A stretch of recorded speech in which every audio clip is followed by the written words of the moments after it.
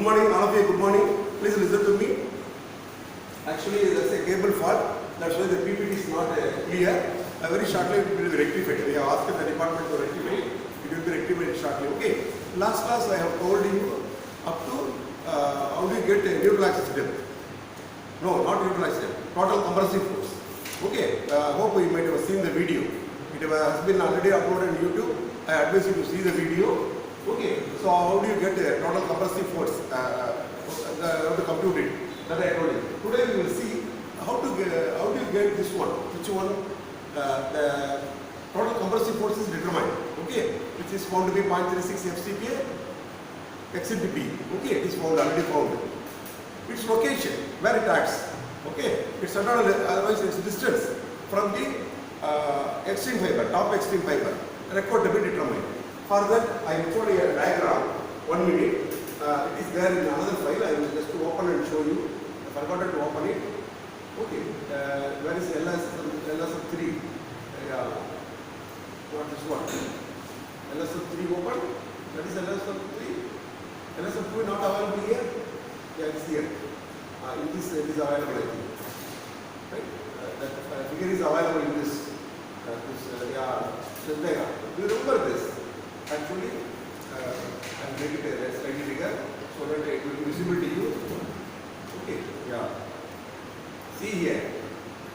Pen drive. I have a presenter, but no use. But laser is gone. Right? The presenter is there. It's okay. Laser is there, but not intensive. So the battery, but new battery. It's okay. Listen. See here. I will show you like this. Just see.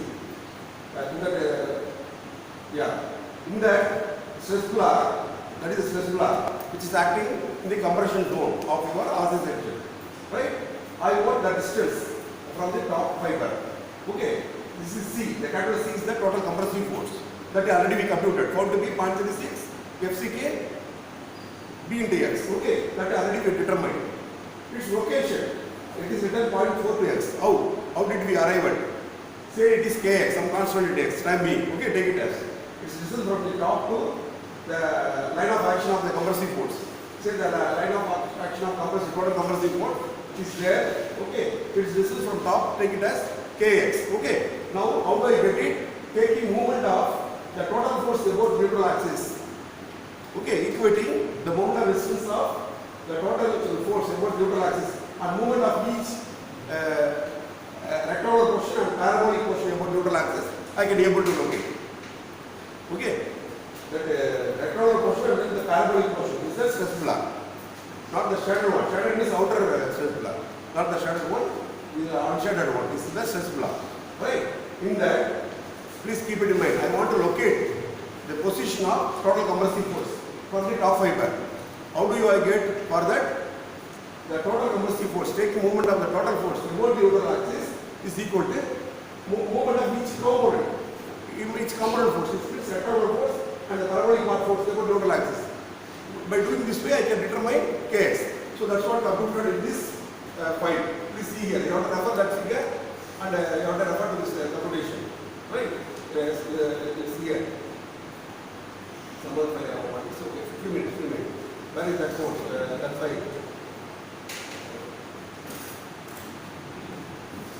Okay. Few minutes more. Yeah. Here. See? I'll tell you here. Is it visible to you? Right. 0.36 FCK to XB. That is the total compressive. That is the total compressive force. C, capital C. That into Kx from top. Yeah. X minus Kx. What is the distance between neutral axis and the line of action of the compressive force? The line of action of compressive force is from top Kx. Okay. So the distance between neutral axis and the line of action of compressive force is X minus Kx. Okay, that's what I written. Is equal to moment of each rectangular stress block and parabolic stress block. You have to take moment separately about neutral axis, which is equal to. First, I am taking the whole rectangle. I have to refer that figure. Okay, I have to show there. Rest of time, just result. The rectangular block is there. No, take moment of it. What is that? 0.45 FCK into XB into X by 2 because it's rectangle. Take full rectangle of that stress block, full rectangle. Take moment of it about neutral axis. which is 0.45 FCK is the stress, which is uniformly acting on the section. XB is the area. Okay, what is XB? X is neutral axis step, B is the width of the beam. That is the area, compression zone area, into x by 2. It's a distance from central distance from neutral axis. That okay for full rectangular block. Only the small rectangular block I am supposed to take moment, but I have taken from the whole rectangular block minus outer parabola. Outer parabola part I am deducting, which is 0.45 FCK is the stress acting. The area of the parabola is you are supposed to take write down. Please all of you write down. It is not important. Please listen. But it is my duty to tell you the steps involved. How do I get that Kx? The location of the total compressive force in the stress block. The location of total compressive force is like locating location of total compressive block. Write down location of total compressive force in the stress block. Write down location of total compressive force. Location of line of action of total compressive force in the stress block. Okay, the figure now you can take it later. Just you write down equating the moment of total force, total compressive force about NA. Equating the moment of total compressive force about NA is equal to okay compressive force of each component. I am telling in simplified way. I am not telling you in detail. Okay, copy down something should be there. Moment of each component about the neutral axis. Each component means what? The rectangular component, parabolic component stress block about the neutral axis. But what we do? Whole rectangle minus outer parabola we are doing. Instead we are doing this way.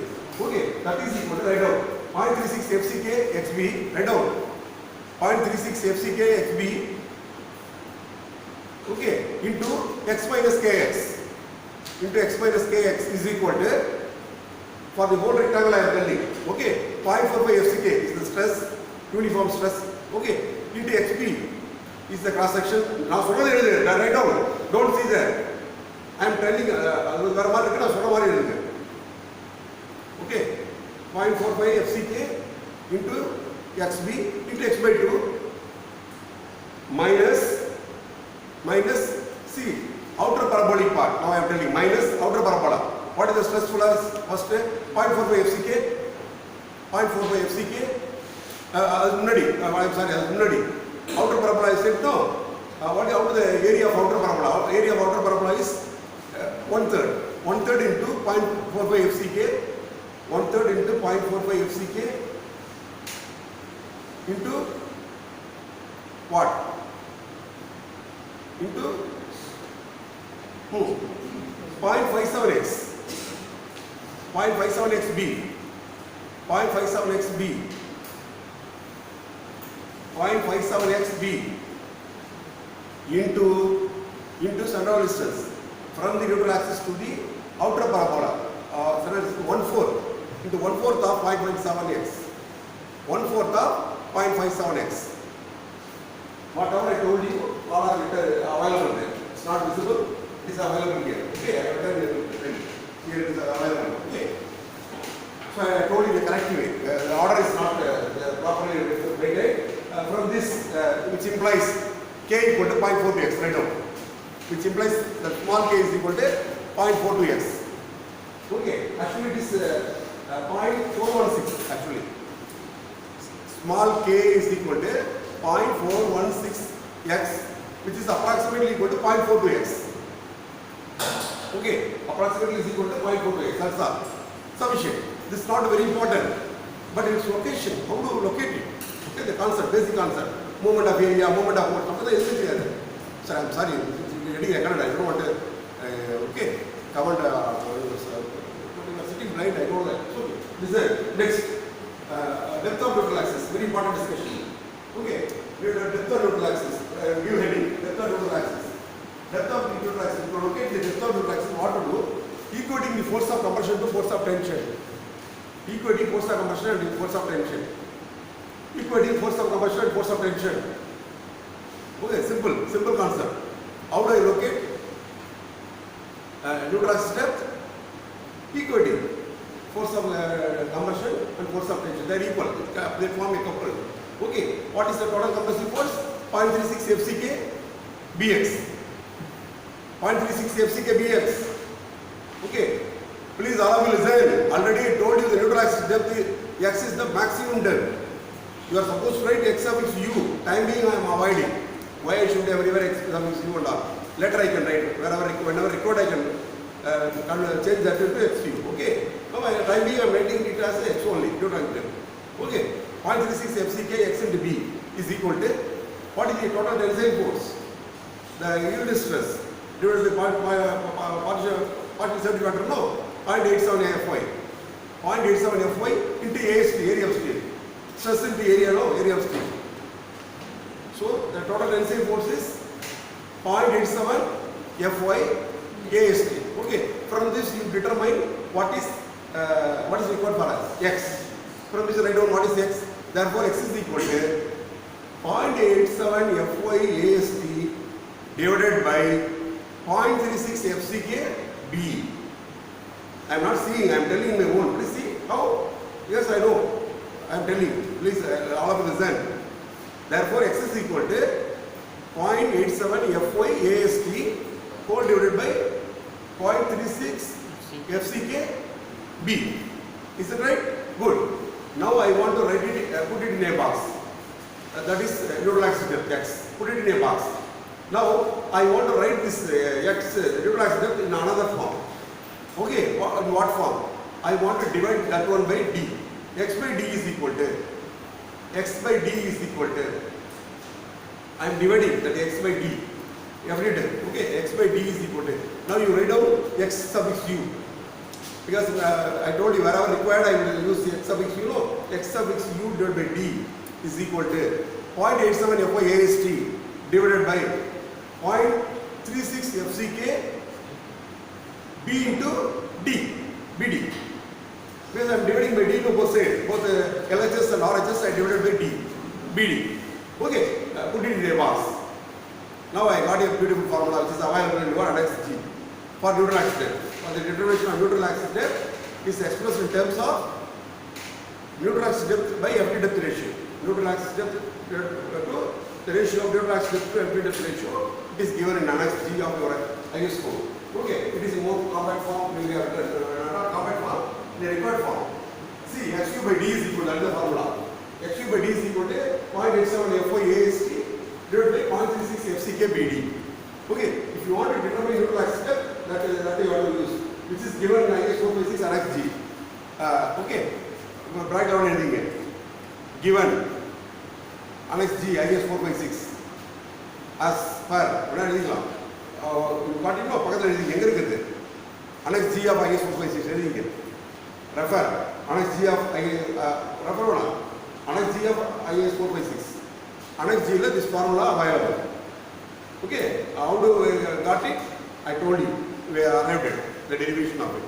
Okay, next I am going for discussing further. I will show you because okay, better. Now I am coming to that one. Why I have written that XU by D? Because that is important parameter. It's a limiting value. It has got limiting value. Actually, we expect our failure should be under reinforced manner. It means my reinforced concrete section should reach the ultimate level by yielding of steel. Okay, the stress should yield first. Okay, for that the strain in steel should be more than the strain in steel should be. If you want your section to fail by yielding of steel, the failure mode should be by yielding of steel, not by the concrete should not reach its failure strain value. Okay, not by crushing of concrete, by yielding of steel. To ascertain that what to do, to ensure that what to do, the strain in steel should be more than, already I told you, 0.87 Fy divided by X modulus of steel plus 0.002. Okay, the assumption itself I told you, that was the sixth assumption. Okay, it should be more than that value, the strain in steel should be more than that value. Which value? It is written here. Epsilon SU, that is the strain in steel. Okay, to ensure, write down, to ensure yielding of steel, the strain in steel should be more than, to ensure yielding of steel. Okay, that is is under-imposed failure. Under-imposed, okay? Under-imposed failure. To ensure the yielding of steel, the strain in steel should be more than, okay? That is epsilon SU is equal to 0.87 Fy divided by ES, instruments of steel, plus 0.002. Okay, write down. Right? Please listen here. Here I have drawn a strain block. You draw that strain block again. That diagonal line is the neutral axis. Okay? Neutral axis. Draw that strain block. Draw the strain block in extreme compression and steel tension steel level. Right side draw, no, draw that. All of it draw that one. Okay? Top one is epsilon Cu. Ultimate strain in concrete. Okay? This is 0.0035. Epsilon Cu. That is failure strain in concrete. The bottom one is epsilon Su. Okay? Failure strain in steel. The failure yield strain in steel should be, tension steel should be more than that value already I have written. Okay? Epsilon Su. Now you write down. That is depth D. Every depth D. Every depth D from top to tension steel level. D. That is XU. Again, not visible. XU. I advise you to draw that XU. X sub U. Write down what I have drawn. X sub U. Okay. Now you write down from the similar triangle principle. All of you listen. From similar triangle principle, I have written XU by epsilon Cu. Which one? Top triangle will take. Okay. XU divided by epsilon Cu is equal to for the whole triangle. Which is the whole triangle? Here, the dotted line. The whole triangle is shown a larger triangle by dotted lines. It's not clearly visible. The other line is not visible. The vertical line is visible. Okay, by dotted lines. Right? That is D. Every depth D divided by epsilon C plus epsilon SC. Write down. You have to take this triangle, larger triangle. Okay. The vertical is shown by dotted line. Horizontal is not clearly visible here. You draw that. Okay. Right? D divided by epsilon C plus epsilon SU. Therefore, XU by D, just interchange. Epsilon C or D interchange. Okay, interchange. XU by D is equal to epsilon Cu divided by epsilon C plus epsilon SU. That's what I have done here. Therefore, XU by D in the circle. In the end of it, you write down that one. XU by D is equal to 0.0035 divided by 0.0035 plus epsilon SU. Write down. XU by D is equal to 0.0035 divided by 0.0035 plus epsilon SU. So, okay. Now I am going to obtain limiting value for the ratio XU by D. That is the important parameter for me. Okay. In that I want to incorporate what should be the failure yield strain in tension steel. The failure yield strain tension should be more than certain value. What value? 0.87 Fy divided by E smallest of steel ES plus 0.02. It should be more than that. Okay. That I am incorporating here. Now see here. In that I have prepared a table. I ruled out a table. Here I am writing rule out this table. Limiting value of XU by D. Write down. Limiting value of, it has a very important significance. I will tell you later. Limiting value of XU by D. The limiting value should not be exceeded. Okay, then only the beam RC will fail by yielding of steel. Under-imposed manner, right? Under-imposed manner, right? Limiting value of XU by D. Limiting value of XU by D. Right down. This rule of this table. Type of steel. Mild steel, high tension steel. High yield steel, high yield steel. Write down 2 times. Mild steel, high yield steel, high yield steel. Okay. Fy. What is the yield strain value, yield stress value for this one? Fy. Unit is Newton per mm square. Write down. Fy. Unit is Newton per mm square. Again, Fy Fy below that, write down. Newton per mm square. Fy is the Newton per mm square. What is that? 250. High yield steel. 415. High yield steel. 500. Write down. 250, 415, 500. These are the most widely used ones. Listen. Mild steel, we have 250 grade steel, 415 grade steel, 500 grade steel, even 550 grade steel, 550 D steel all have come. They are used in practice now. However, the 415 steel is widely used one. IS4, okay. High yield steel, 415 is the widely used one. Okay. Most widely used one. It's okay. Now yield strain, write down yield strain. How do you get the yield strain? Already we have formula. Yield strain is equal to epsilon SU. Yield strain, you can write epsilon SU. Already we have here. What is that epsilon SU? Here I show you. Where is that? Here.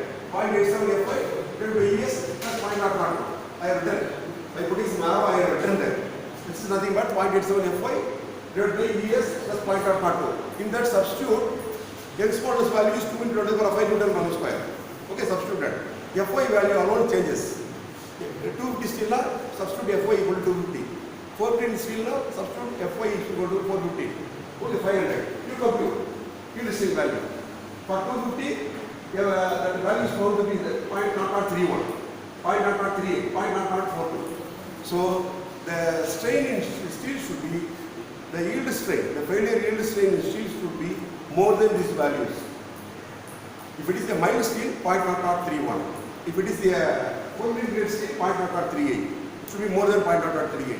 If it is a 500 grade steel, the yield, failure yield strain in the tension steel should be more than 0.0042. That is the meaning of it. For that, we are getting the limiting value for x by d. xu by d, right now, xu by d, last column. xu by d is equal to, if you substitute this value, substitute this formula, this expression, see. How do you get xu by d? Result. xu by d is equal to 0.0035 divided by 0.0035 plus epsilon su. Now you got epsilon su value. Substitute the corresponding value there. Epsilon su value, first substitute epsilon su value as 0.0031 there. So xu by d is found to be 0.53. Next substitute epsilon su value as 0.38 there. xu by d value is found to be 0.48. Okay, for 500 high yield steel 500 grade, substitute epsilon su value as 0.0042. So xu by d value is going to be 0.46, 0.53, 0.53, 0.48, 0.46. These are the limiting value for xu by d. That is underline this one. 0.48 put it in a box. 0.48 put it in a box. Because that is the most widely used one. The limiting value should not forget. All of it is done. xu by d value, limiting value is there. The limiting value should not forget. If it is 450 grade, 250 grade still, it will say 0.53. Okay. What is the limiting value for 450 grade steel? If you ask, immediately you have to say 0.48. Okay. What is the limiting value for 500 grade steel? If I ask, immediately you have to say 0.46. Okay. This limiting value you should not forget. It has its own significance. I will discuss further.